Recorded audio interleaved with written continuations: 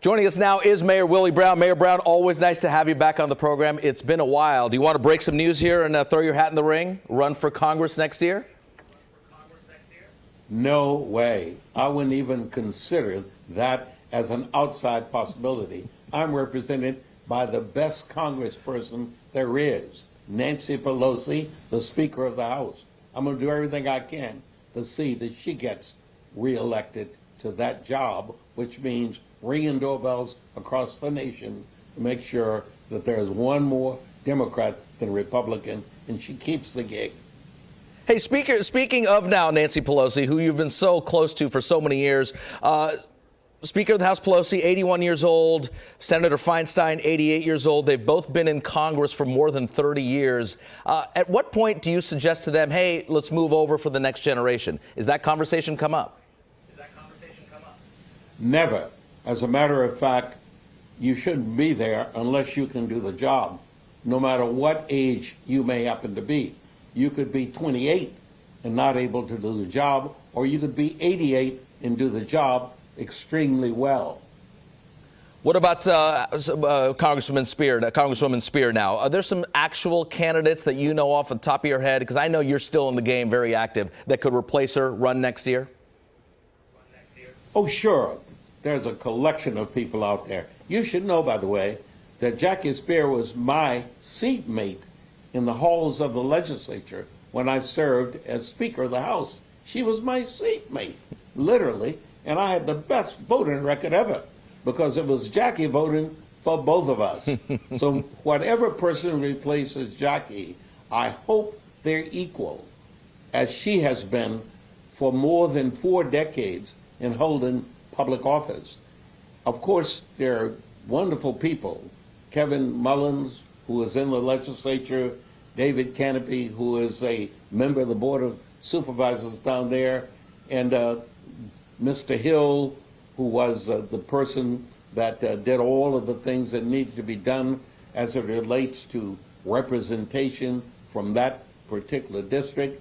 I suspect that there are more qualified people in that district than there are in almost any other district in the state of California. Yeah, we're talking the peninsula and parts of the city here. Any kind of superstar candidates that might kind of come in at the last second with some big money? Well, that's always a possibility. You've got now, you know, that the tech world is replete with a collection of talented people who managed to make more money than anybody ever dreamed of. Some of them obviously have ambition to be in public life, directly elected in public life. They talk about it all the time. This opportunity presents itself when there's not an incumbent and when nobody can be appointed to replace her.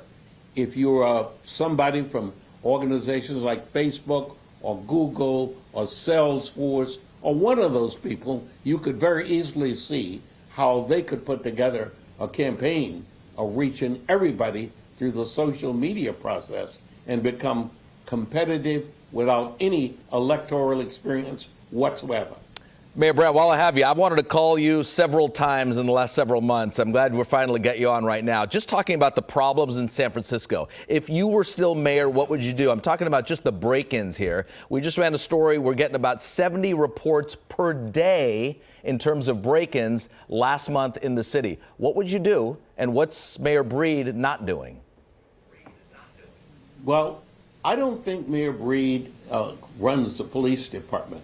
I think the responsibility for crime is within 2 agencies of city government. First, the police, who should engage in the activities of finding the culprit and turn them over with the appropriate information to the district attorney. And then it's the district attorney's responsibility to see that prosecution occurs.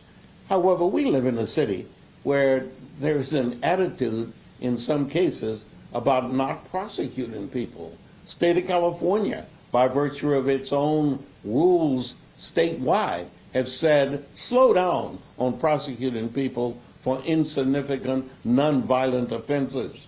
A combination of all those things just creates a nightmare for people like London Breed, period. Are you fed up?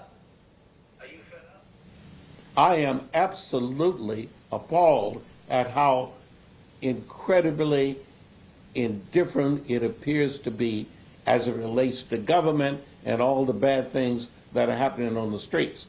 I don't personally think that government is indifferent. I don't think that any of the people are indifferent.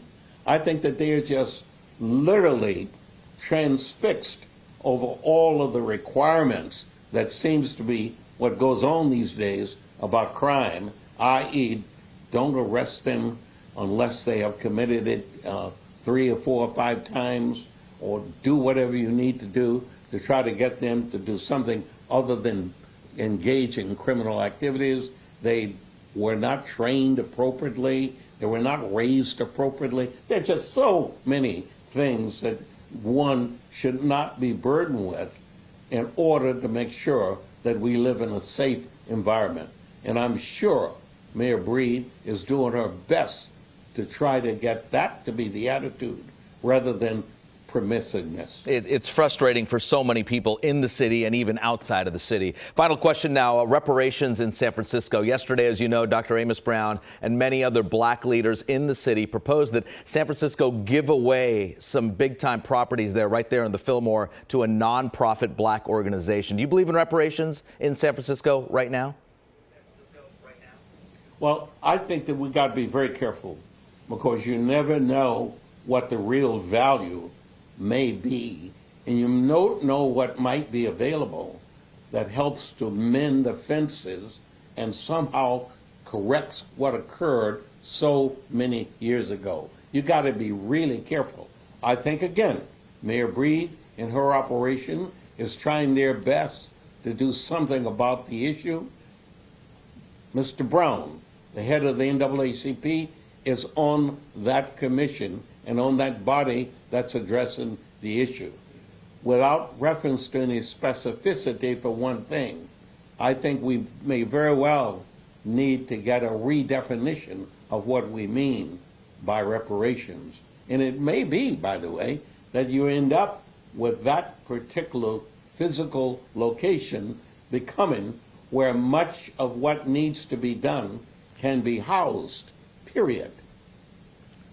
Is it tough to watch this now from the sidelines, what's happening in your city where you used to be the mayor?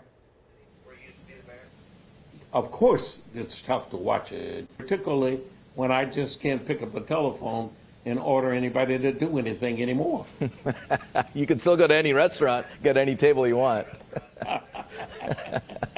Mayor Brown, thanks for your time. Yeah, but then I have to pay. Yeah, you do. Thanks for your time. We'll see you down the road. All right, thank you.